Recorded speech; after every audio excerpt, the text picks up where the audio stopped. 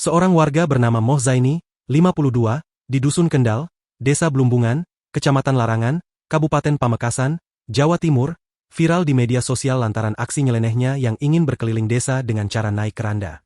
Tak tanggung-tanggung, Zaini rela membayar para warga yang menggotongnya saat naik keranda senilai 2,5 juta rupiah.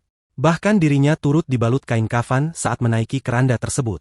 Video aksi nyeleneh yang dilakukan Zaini ini pun viral dan beredar di media sosial pada Senin, 25 Agustus 2025.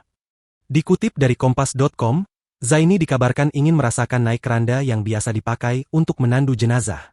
Junaidi, salah satu keluarga Moh Zaini, mengungkapkan bahwa keinginannya itu muncul sejak 3 tahun lalu dan baru tercapai sekarang. Dia itu sejak 3 tahun lalu sudah ingin naik keranda, katanya. Zaini merasa sudah merasakan naik semua kendaraan. Sehingga, keinginannya untuk naik keranda sebagai kendaraan terakhir orang meninggal pun muncul. Zaini tidak hanya dipikul menggunakan keranda, tetapi juga memakai kain kafan layaknya jenazah. Bahkan, ia membayar tetangganya sebesar 2,5 juta rupiah untuk 6 orang. Mereka diminta untuk membantu memikul keranda yang dinaiki Zaini secara bergantian.